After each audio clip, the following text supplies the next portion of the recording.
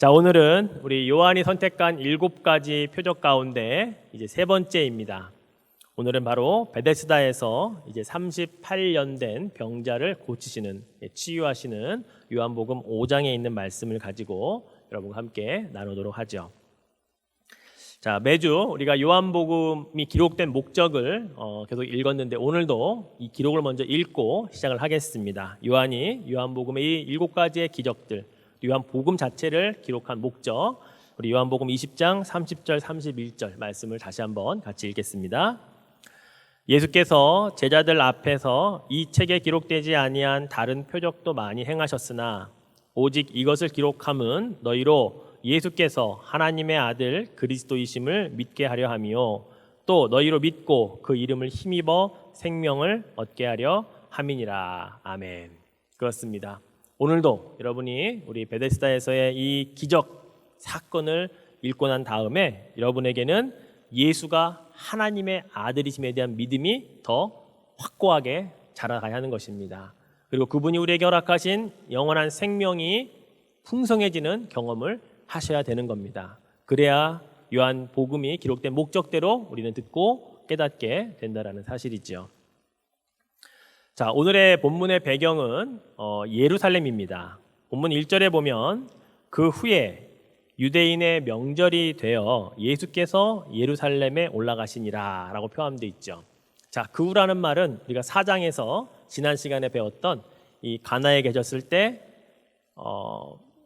우리 그 왕의 신하의 아들을 고쳐주는 이야기가 가나에서 있었죠. 그 후에 바로 이 5장으로 이어지는데 예수님이 예루살렘에 유대인의 명절 때문에 오셨다라고 하는 기록으로 시작이 됩니다. 자, 이 유대인의 명절 어느 때를 말하느냐? 우리가 잘 알고 있는 유월절을 가리킨다고 하죠.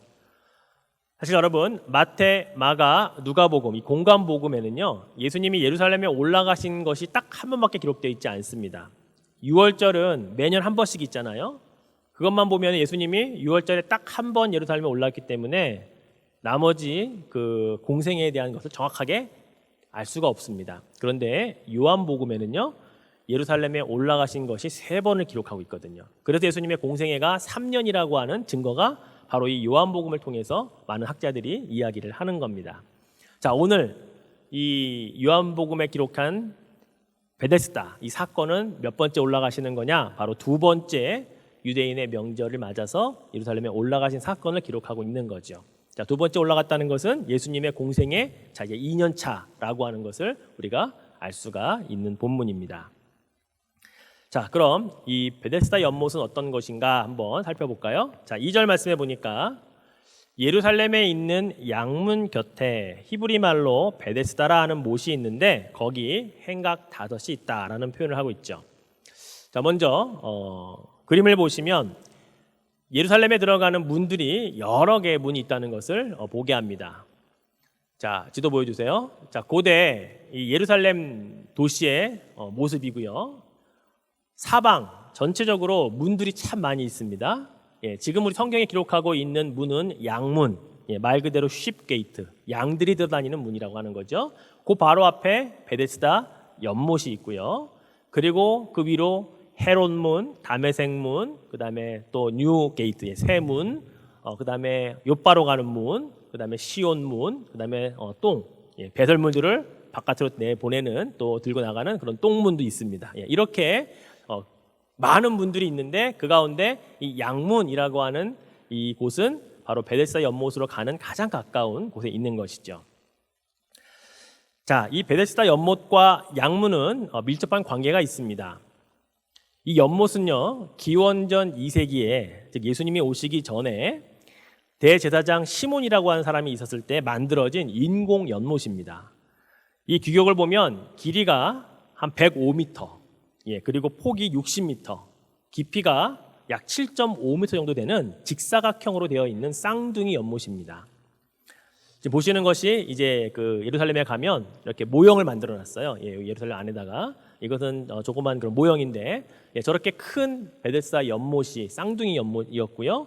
양문으로부터 들어와서 그 한쪽 연못에서 양들을 씻기는 겁니다. 왜요? 제사 드릴 때 사용하기 때문에 그 양문을 통해 양들을 데리고 와서 베데스다 연못 2개 중에 한 곳에서 양들을 씻긴 다음에 바로 제사를 제물로 쓰이는 것. 그래서 양문과 베데스다 연못은 연관이 있고 가까운 데 위치해 있었다는 사실을 우리가 알 수가 있죠. 자, 이곳에는 5개의 행각이 있다라는 기록이 있습니다. 자, 이 행각이라고 하는 것은요, 우리가 성경에 보면 솔로몬 행각이라는 표현을 많이 쓰는데, 행각은 여러분 옆은 다 뚫려 있고 여러 개 기둥과 지붕만이 있는 곳입니다. 그러니 이곳에 많은 사람들이 햇빛을 피하기도 하고 비를 피하기도 하고, 그래서 밑에 많은 사람들이 모여서 뭐 하느냐, 성경에 대한 이야기도 하고, 그리고 뭐 아픈 사람들도 와서 누워서 쉴 수 있는 곳, 이런 행각이 5개나 있었다라고 하는 기록이 있는 것이죠.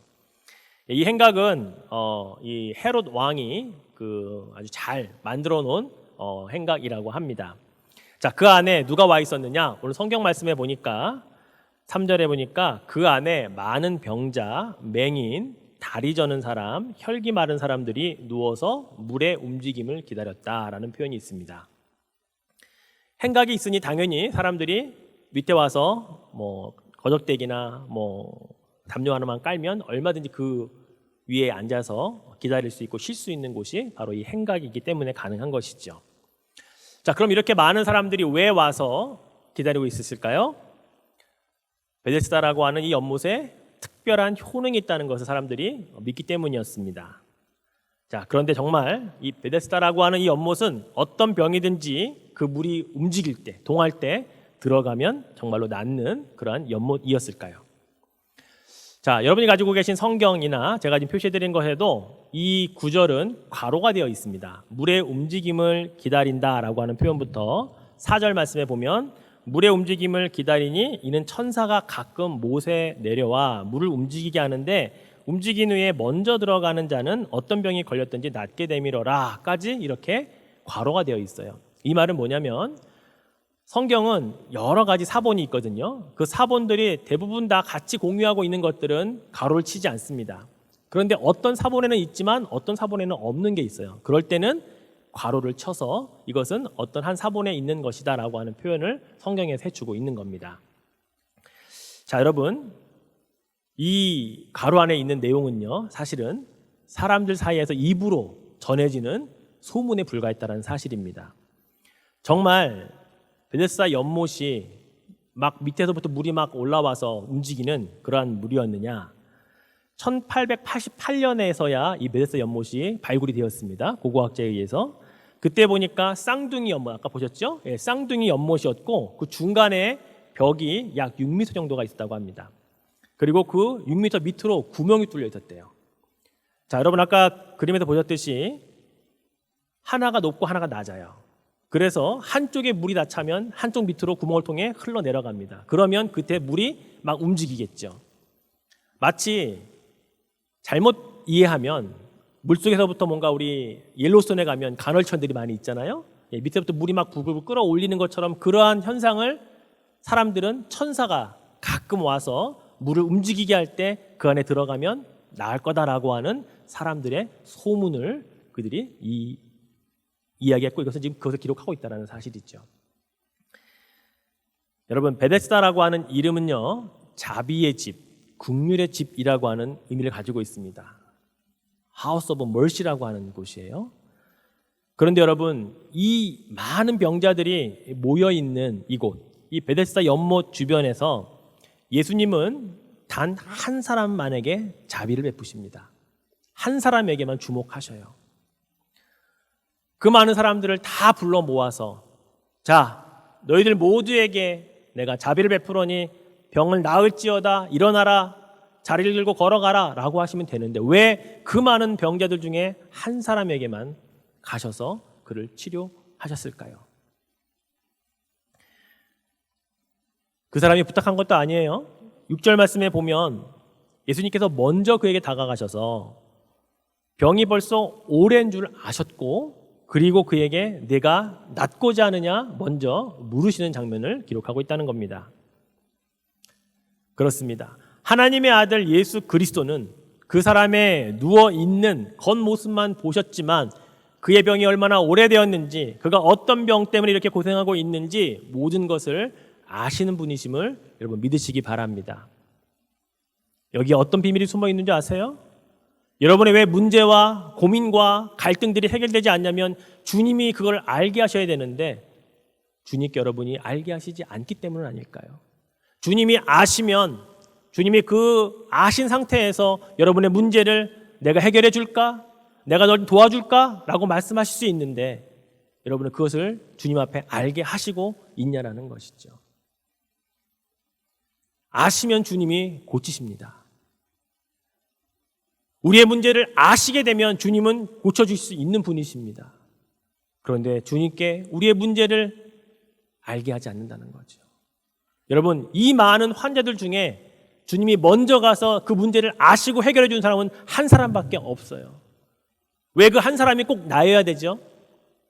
내가 주님께 알리기 전에 주님이 먼저 오셔서 나의 문제를 아시고 내가 해결해 줄까? 라고 묻는 그 사람이 왜 나 한 사람이어야 되냐고요. 여러분, 먼저 주님께 알게 하시기를 축원해 드립니다. 먼저 주님께 가서 말씀하시면 돼요.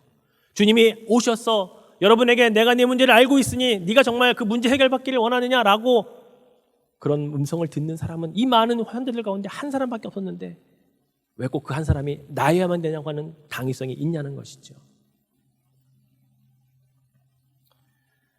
사랑하는 성도 여러분, 주님께 내 문제를 아시게 하는 것 중요합니다. 주님은 다 알고 계시지만 그런데 왜 내 문제가 해결되지 않을까요?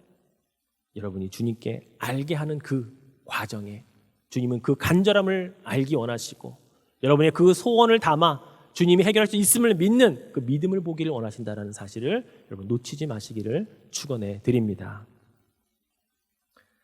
38년이나 이 병마로 고통당하며 살았던 이 병자는 예수님의 이런 질문에 이렇게 대답을 합니다. 7절 말씀에 보니까 병자가 대답하되 주여 물이 움직일 때에 나를 못에 넣어주는 사람이 없어 내가 가는 동안에 다른 사람이 먼저 내려가나이다 라고 말합니다. 이 대답이 의미하는 것이 무엇일까요? 자비의 집, 긍휼의 집이라고 하는 이 베데스다에 38년 동안 있었지만 나는 다른 누구에게도 긍휼함을 얻어본 적이 없습니다. 아무도 나를 긍휼히 여겨주지 않습니다 라는 말을 하고 있는 거죠. 그렇습니다. 사람들이 잘못된 믿음과 소문으로 인해 그럴싸한 이름을 베데스다라고 자비와 긍휼의 집이라고 붙여 놓았지만 정작 거기에는 긍휼함이 없었다는 거죠.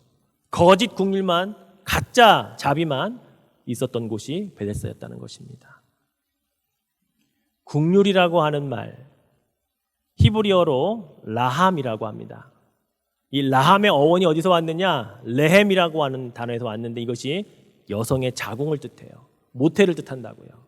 즉 이 긍휼이라고 하는 것은요, 어머니가 뼈에 부서지는 산고의 고통을 통해서 새로운 생명을 잉태해내는 그런 거룩한 곳, 생명을 살리는 곳, 그 의미가 담겨 있는 게 이 자비라고 하는, 긍휼이라고 하는 이 라함이라는 단어거든요. 그런데 베데스다에 어디 생명을 살리는 것이 있습니까? 38년 동안 그가 그 어려운 가운데 있었지만 누가 그 사람의 생명을 살리고자 도와주는 사람이 있었냐고요. 가짜 긍휼, 가짜 거짓 때문에 그곳에 있었던 것을 우리는 알게 되는 것이죠. 그렇습니다. 하나님의 긍휼은 생명을 살리는 능력임을 믿으시기 바랍니다. 독생자 아들을 십자가에서 죽게 하시는 그 고통을 참고 인내하게 하심으로 말미암아 모든 인류에게 영원한 생명을 부여하신 바로 거기에 긍휼함이, 라함이 있다라는 사실을 우리는 깨달아야 하는 것입니다. 바로 오늘 하나님의 아들 예수 그리스도께서 베데스다라고 하는 이름에 담긴 진정한 긍휼의 의미가 무엇인지 그를 직접 먼저 찾아가셔서 그에게 베풀어 주시는 것을 우리는 볼 수 있습니다. 사실 38년째 이 병자의 몸으로 살아왔던 이 사람은 어느덧 자신도 모르게 자신의 병이 이렇게 오래되고 있는 것, 낫지 못하고 있는 그 이유를 다른 사람 탓을 하고 있는 것도 우리는 볼 수가 있습니다. 내 어떤 잘못이 아니고 다른 사람 때문에 내가 못 들어가서 못 낫는다라고 이야기를 하고 있다는 거죠. 우리는 어쩌면 이 시대에 살아가고 있는 우리들의 모습, 우리 주위의 모습을 그대로 보고 있는 것 같습니다. 성공하지 못한 이유를 다른 사람 탓을 하는 사람들이 있습니다. 나를 객관적으로 바라보기보다는 다른 사람을 더 허물만 크게 보려고 하는 그런 세대를 살아가고 있죠. 요즘 시대의 가장 악한 행동은 무엇일까? 저는 이것이라고 봅니다. 누군가 한 가지 잘못만 해도 그것을 동영상으로 찍고 사진으로 찍어서 인터넷 SNS에 올려서 그 사람을 사회적으로 매장시키는 것. 저는 이거보다 악한 건 없다고 봅니다. 사람이 어떻게 죄를 안 짓고 살아요? 어떻게 실수를 안 하고 사냐고요? 단 한 번의 실수와 단 한 번의 잘못으로 그 사람이 아무리 회개하고 용서를 구하고 다시는 그렇게 안 하고 살지라도 단 한 번의 그러한 그를 매장시키는 것 때문에 더 이상 희생 불가하게 만드는 이러한 시대에 우리는 살고 있다는 거죠. 예수님은 내가 낫고자 하느냐라고 하는 질문을 그에게 던지셨는데 38년째 아픈 병자의 몸으로 살고 있는 그는 여전히 다른 사람 탓만 하고 있는 안타까운 모습을 보고 있죠. 자, 그런데 여러분 생각해 보셨습니까? 그가 왜 38년째 여기에 계속 있을까요? 39년째, 40년째까지도 그는 계속 있지 않을까요? 그것은 바로 그의 집착이 있기 때문입니다. 그뿐만이 아니죠. 그를 비롯한 많은 베데스다에 지금 행각에 누워있는, 앉아있는 많은 환자들은 진짜 자비가 없는 가짜의 자비에 몸매이고 있고 그걸 집착하고 있기 때문에 그들의 병이 계속해서 이어져 가고 있다는 사실이에요. 베데스다 옆몸만 바라보고 있는 그들의 집착을 우리는 보아야 합니다. 사랑하는 성도 여러분, 우리도 세상만 보면 집착하게 되어 있습니다. 집착이 가져다 주는 것은 불행입니다. 허울뿐인 자비와 거짓인 베데스다, 이 연못은 우리가 살고 있는 세상일 수 있습니다. 아무리 세상에서 무엇을 기대해 보아도 아무리 집착을 한들 우리에게 돌아오는 것은 남에 대한 탓일 것이고 결국 그것은 아무런 변화도 가져다 줄 수 없는 불행의 연속이 계속 이어질 수밖에 없다는 것이죠. 그래서 예수님이 자리를 들고 일어나라, 떠나라 말씀하시는 거예요. 때로는 우리가 집착하고 있는 것 무엇으로부터 과감하게 벗어버리고 내가 아무리 이것이 소중하고 중요하고 내가 그동안 너무나 많은 역경과 고난을 통해서 여기까지 왔는데 아까워서 떠나지 못하는 그 집착으로부터 벗어날 필요가 있다는 거예요. 주님은 그것을 명령하고 있는 것입니다. 제가 한국에서 대학교 1학년을 마치고 이제 군대를 가야 할 시기가 되었습니다. 그런데 일반 군대가 가기가 싫었어요. 그래서 카투사, 우리 주한미군과 함께 근무하고 영어로 모든 걸 대화를 하는 이 카투사를 지원하고 싶어서 시험을 보기로 했습니다. 카투사는 1년에 한 번밖에 시험이 없어요. 여름방학 때 시험을 보거든요. 그래서 1학년 때 그 마음을 먹고 이제 2학년 때 열심히 준비해서 여름방학 때 시험을 한번 봤습니다. 그런데 떨어졌어요. 그래서 시험이 이렇게 나오는구나. 경험 삼아 내년에 잘해서 붙어야지. 두 번째 또 준비를 해서 3학년 여름방학 때 시험을 봤습니다. 근데 또 떨어졌어요. 제 친구들은 잘만 붙던데 저는 자꾸 떨어지는 거예요. 제가 이제 마지막 4학년 때 여름방학 이거 떨어지면 일반 군대로 강제 입영을 해야 되는 상황이 왔기 때문에 정말 열심히 공부했습니다. 그리고 제가 아는 모든 분들에게 중보기도도 부탁했다고요. 저 위에 기도해 주세요. 자, 이거 꼭 붙어서 제가 이 군대 갈 수 있도록. 많은 분들이 기도해 주셨습니다. 그리고 4학년 때 마지막 카투사 시험을 보고 병무청에 그 합격자 발표를 보러 갔는데 또 떨어진 거예요. 너무 가슴도 아팠고 그렇게 열심히 준비하고 기도도 많이 하며 갔는데 집으로 돌아오는 지하철에서 하나님이 원망스럽더라고요. 하나님 이것도 못 붙여주십니까? 제가 3년이나 이걸 되게 준비하고 기도하면서 했는데 이게 이렇게 어려운 시험도 아니었는데 저를 왜 이렇게 시련을 주시나요? 라고 하면서 제가 불평 아닌 불평을 하면서 집으로 돌아왔습니다.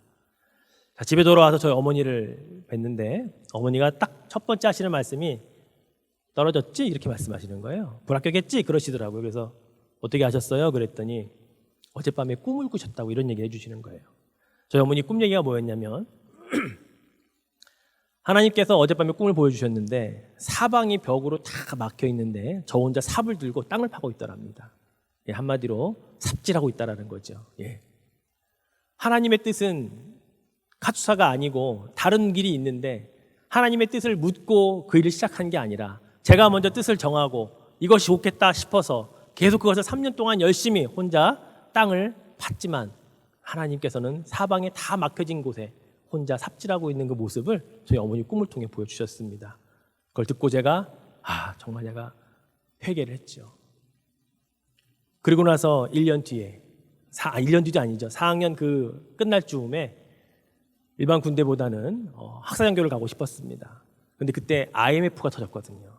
그래서 많은 사람들이 군대에 장교로 그동안 군대 안 갔던 분들이 장교로 시험을 봐가지고 경쟁률이 엄청 높았습니다. 저는 거긴 떨어진 줄 알았어요. 근데 거기는 하나님 붙여주시더라고요. 그래서 3년 동안 해군에서 장교로 근무하면서 일반 직장 생활 같이 출퇴근하면서 그런 생활도 해봤고요. 참 보람있게 많은 경험들을 쌓았던 때가 이 군 3년의 시간들이었습니다. 지금 와서 깨닫게 되죠. 내가 집착했었구나. 하나님의 뜻도 묻지 않고 내가 가고 싶은 거 정해놓고 하나님께 기도하면 될 줄 알고 무작정 그 길을 걸어갔던 저의 그 집착되었던 그때의 모습을 저는 지금은 발견하고 또 그것이 하나님의 뜻이 아니었다는 것을 알게 되었죠. 여러분, 집착이 이렇습니다. 우리의 집착에는 하나님의 뜻이 단 1%도 들어있지 않습니다. 때로는 그 집착으로부터 과감히 포기하고 일어나서 자리를 떠날 때가 우리에게 있다라는 사실입니다. 무엇에 의지해서요? 말씀에 의지해서 말이죠. 저는 저희 어머니가 보여주신 꿈을 통해 그걸 깨달은 것이고요. 오늘 8절 말씀에 보면 그 병자에게 이렇게 말씀하십니다. 일어나 내 자리를 들고 걸어가라 라는 주의 말씀에 의지해서 그는 자리를 들고 일어나 집착했던 38년간이나 그것에 목매고 있었던 그것을 그는 벗어난다는 사실을 보게 되는 것이죠. 말씀의 근거에서 무엇인가를 시작할 때 새로운 변화가 일어납니다. 내가 지금 간절히 바라고 있고 원하고 있는 것이 혹시 나의 이 집착에서 비롯된 것은 아닌가? 우리 때로는 점검해 볼 필요가 분명히 있다는 것입니다. 주의 뜻이 그 안에 확실히 있는지 확인해 보지도 않고 우리는 그것이 주의 뜻인 양 지레짐작하고 기도하고 열심히 달려가지만 결국 그것이 나의 집착일 수 있다는 것을 우리는 깨달을 필요가 있다는 것이죠. 아무리 오랜 시간 기도했어도 집착일 수 있습니다. 아무리 어려운 역경과 어려운 시간들을 잘 버텨 지금까지 왔지만 그것이 또 나의 집착일 수 있다는 것을 우리는 말씀을 통해 다시 한번 점검받아야 하는 것이죠. 이것이 지혜입니다. 성도 여러분, 오늘 예수님께서 이 38년 된 병자를 향해 내가 낫고자 하느냐라고 하는 이 질문은 동일하게 우리에게도 지금 하고 있는 것입니다. 우리에게 육신의 질병을 가졌기 때문에 내 병이 낫길 원하느냐라고 하는 질문에서만 멈추면 안 된다는 거예요. 내가 가진 영적인 아픔, 마음의 상처, 그로부터 겪고 있는 고통, 이 모든 것에 주님이 먼저 나에게 좀 내가 도와줄까라고 묻고 있다는 사실을 알아야 됩니다. 예수님의 바로 이 국률, 라함이라고 하는 이 국률이 지금 우리에게도 이 말씀을 통해 전해져야 한다는 것입니다. 그럴 때 우리는 어떻게 해야 됩니까? 예, 주님 도와주십시오. 예, 주님 저 좀 살려주십시오 라고 우리는 그렇게 응답하면 되는 겁니다. 그리고 주님이 말씀하실 때 그래, 그러면 내 자리를 들고 이 자리를 떠나라 라는 말씀에 순종하여 우리는 그렇게 행하면 되는 것이죠. 이것이 회복입니다. 이것이 새로운 삶의 시작입니다. 미래의 좋은 것들을 기대하고 생각하면서 현재를 바꾸지 않으려고 하는 우리의 집착, 현재는 바뀌지 않는데 미래의 좋은 것만을 기대하는 그런 우리의 생각들, 분명히 이 말씀을 통해 변화되어져야 한다는 사실이죠. 오늘 예수님은 38년 된 이 병자를 말씀으로 치유하셨습니다. 지극히 간단한 명령이었지만 그 말씀의 권세와 권능이 그를 일어나 떠날 수 있게 해주셨습니다. 바로 이 말씀은 빛이 있으라 하심에 빛이 있었던 그 창조의 음성이었기 때문에 가능한 것입니다. 말씀에 이러한 능력이 있음을 우리는 늘 체험하며 살아가야 하는 것입니다. 오늘 기록되어져 있는 이 말씀, 일어나 내 자리를 들고 걸어가라. 문자로 읽으면 능력이 없지만 예수 그리스도의 이 말씀에 내가 순종하고자 하는 마음, 내가 지금 떠나야 할 자리는 무엇인가 알고 있다면 능히 그 일을 행하시는 여러분 되시기를 주의 이름으로 축원해 드리겠습니다. 사실 이 38년 된 환자는 전적으로 주의 은혜를 받은 사람입니다. 다른 누구처럼 다윗의 자손 예수여 나를 불쌍히 여기시고 나를 도와주옵소서라고 하는 말을 그가 먼저 꺼내지도 않았습니다. 그런데 하나님의 은혜가, 주님의 자비하심이 그에게 먼저 임했던 참으로 복받은 사람이죠. 자, 그는 그래서 그랬는지 너무 다급하게 자리를 떠나가는 바람에 나를 고쳐주신 분이 누구인지 묻지도 않고 누구인지 알아보지도 않고 그냥 그 자리를 들고 걸어갔습니다. 나중에 예수님이 성전에서 다시 그를 만나죠. 그때 이렇게 말씀하십니다. 14절 말씀해 보니까 그 후에 예수께서 성전에서 그 사람을 만나 이르시되 보라 네가 나았으니 더 심한 것이 생기지 않게 다시는 죄를 범하지 말라 하시니. 이 말씀을 38년 동안 이 사람의 병이 죄와 연관되어 있었다라고 단정해서는 안 됩니다. 예수님 말씀을 잘 보시면 보라 내가 나았으니 더 심한 것이 생기지 않게 다시는 죄를 범하지 말라 말씀하셨잖아요. 만약 그 사람의 이 병이 죄와 연관된 것이었다면 그 사람은 앞으로 죄를 또 지을 건데요. 그럼 그 사람은 병이 또 도져서 원래대로 돌아갈 것을 의미하는 것이죠. 이게 만약 죄와 연관된 병이었단 말이죠. 예수님은 근데 어떤 말씀을 하시는가요? 죄 짓지 말라. 그 병이 또 생길 것이다 라는 말씀을 하고 있는 게 아니고요. 정말 어렵고 힘든 문제가 있었는데 하나님의 은혜를 맛보았고 자비와 긍휼하심을 받았다면 시간이 지나면 지날수록 그 은혜를 기억하고 그 긍휼하심을 계속해서 바라고 그렇게 살라는 말씀인 것입니다. 옛날 모습으로 돌아가지 말라는 말씀이죠. 히브리서 6장 4절에서 6절 말씀이 이 말씀을 대변해주고 있습니다. 한번 빛을 받고 하늘의 은사를 맛보고 성령에 참여한 바 되고 하나님의 선한 말씀과 내세의 능력을 맛보고도 타락한 자들은 다시 새롭게 하여 회개하게 할 수 없나니 이는 그들이 하나님의 아들을 다시 십자가에 못 박아 드러내놓고 욕되게 함이라. 이미 그리스도와 함께 십자가에 못 박혔던 우리들은 그리스도의 새로운 보혈로 새로운 피조물로 창조물이 되었기 때문에 다시 이전의 역사로 이전의 모습으로 과거로 회개하지 말라는 말씀인 것입니다.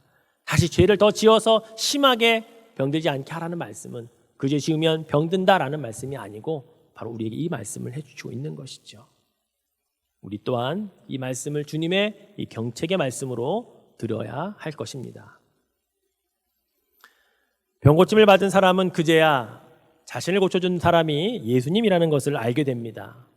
그리고 그 많은 사람들에게 자신을 고쳐준 자가 예수라고 하는 것을 이야기하는 중에 예수님을 안 좋게 보고 있던 유대인들이 그때를 보니 안식일이었거든요. 안식일에 자리를 들고 걸어가라고 명한 바로 그 예수에 대한 이 박해를 이 안식일 사건을 통해 그들은 또 시작하려고 합니다. 사실 유대인들의 안식일 규정에는 자신의 유익이나 또는 이익을 목적으로 무엇을 옮기거나 들고 다니지 못하도록 하는 규정이 있었습니다. 그런데 자신의 병을 고침받은 그 자신이 기쁨 때문에 자신이 깔고 누웠던 자리를 들고 일어나 걸어간 것은 자신이 어떤 유익이나 이득을 내려고 하는 목적이 아니었잖아요. 그런데 그것을 가지고 안식일 규정에 어긋났다라고 그들은 말하고 있는 거죠. 즉 그들에게 이 안식일 규정은 그냥 모세 율법을 문자 그대로 액면 그대로 지키는 것에 불과했던 것입니다. 이 율법이 정말 담고 있는 그 뜻, 하나님이 그들에게 참 평안을 주시고 이 때를 통해 하나님의 사랑을 경험하는 그 때를 안식일의 이 핵심으로 깨닫지 못했던 것이죠. 그때 예수님이 오늘 본문 17절 마지막에 뭐라고 말씀하십니까? 내 아버지께서 이제까지 일하시니 나도 일한다 라고 말씀하시고 있습니다. 하나님은 안식일에 내가 쉬셨다 말씀하셔요. 근데 그 쉼이라고 하는 것이 정말 하나님이 아무것도 안 하시고 쉬신다는 이야기일까요? 하나님이 쉬시면 이 지구는 어떻게 돌아가며 하나님이 쉬시면 이 땅의 태양계와 우주는 어떻게 돌아갈 것이며 과연 이것이 하나님이 진짜 쉰다는 말씀이실까요? 그건 아니거든요. 하나님은 졸지도 주무시지도 아니하시며 하나님의 사랑하는 백성들, 자녀들을 위해 지금도 일하고 계시고, 그래서 주님이 이 땅에 와 있는 동안에도 주님은 계속해서 아버지의 뜻을 따라 일하신다라고 말씀하고 있는 것입니다. 사랑하는 성도 여러분, 주님은 이 팬데믹 상황에서도 일하고 계심을 믿으시기 바랍니다. 주님은 우리를 위해 더 좋은 것을 예비하고 계심을 믿음으로 고백하시기 바랍니다. 말씀을 맺죠. 요한이 선택한 이 세 번째 표적인 이 베데스다 연못에서의 38년 된 병자를 낫게 하신 사건을 통해 우리가 요한복음의 그 목적대로 예수님이 누구신가를 우리는 다시 한번 알게 됩니다. 하나님의 아들로 아버지가 일하시니 나도 일하는 분으로, 허울뿐인 이름뿐인 자비의 집에서 진짜 자비가, 진짜 긍휼이 무엇인지 베풀어 주시는 분으로 우리는 오늘 예수 그리스도를 만났습니다. 절망과 고통의 나락에 빠져있던 자들에게 육신의 질병은 물론 영적으로도 회복시켜 주시는 하나님의 아들 예수 그리스도이심을 여러분 발견하셨을 수 있기를 축원해 드립니다. 우리는 예수님이 하신 일을 비추어 우리의 신앙을 돌아보아야 합니다. 내가 지금 생명을 살리는 신앙생활을 하고 있는지, 아니면 유대인들처럼 율법에 빠져 문자에 빠져 우리는 그렇게 그냥 종교적인 외식주의의 삶을 살고 있지는 않는지 말이죠. 전도서 7장 14절 말씀에 이런 말씀이 있어요. 자, 같이 한번 읽어볼까요? 형통한 날에는 기뻐하고 곤고한 날에는 되돌아보아라. 이 두 가지를 하나님이 병행하게 하사 사람이 그의 장래일을 능히 헤아려 알지 못하게 하셨느니라. 아멘. 그렇습니다. 형통한 날도 있고요, 우리에게 곤고한 날도 있습니다. 근데 이것은 하나님이 우리에게 주시는 것이래요. 왜요? 우리는 한 치 앞도 내다볼 수 없는 그런 능력이 없기에 그때그때마다 하나님을 기억하라는 거죠. 형통한 날에 기쁨을 주신 하나님을 기억하고, 곤고한 날에 다시 과거의 삶들을 돌아보며 내가 하나님 앞에 무슨 잘못한 것은 없을까? 하나님이 나에게 주시려고 하는 말씀은 없을까? 돌아보는 일, 바로 이 일들을 위해 우리에게 형통한 날도 곤고한 날도 있다라는 사실을 말씀해주고 있는 것입니다. 사랑하는 성도 여러분, 그렇게 우리는 형통한 날과 곤고한 날을 계속해서 경험하며 살아가는 자들입니다. 그래서 우리는 예수 그리스도가 필요한 자들입니다. 예수 그리스도가 우리에게 먼저 와서 손을 내밀어 내가 낫고자 하느냐 물어보실 그 주님을 기대도 해야 되지만, 때로는 나의 문제를 먼저 주님께 주님 제가 이러합니다 도와주옵소서라고 하는 주님을 먼저 그 문제를 알게 하는 이 두 가지의 삶을 함께 우리는 병행해 가야 한다는 것입니다. 사랑하는 성도 여러분, 이 한 주간 우리들에게 어떤 형통의 날이 있든지 어떤 고난의 날이 있든지 중요한 것은 주님과 함께 동행하는 자가 복되다는 사실을 믿으시기 바랍니다. 그래서 이 한 주간도 주님과 함께 동행함으로 말미암아 하나님의 아들 되신 예수 그리스도의 능력을 체험하며 이 한 주간도 승리하시는 여러분 되시기를 주의 이름으로 축원해 드리겠습니다.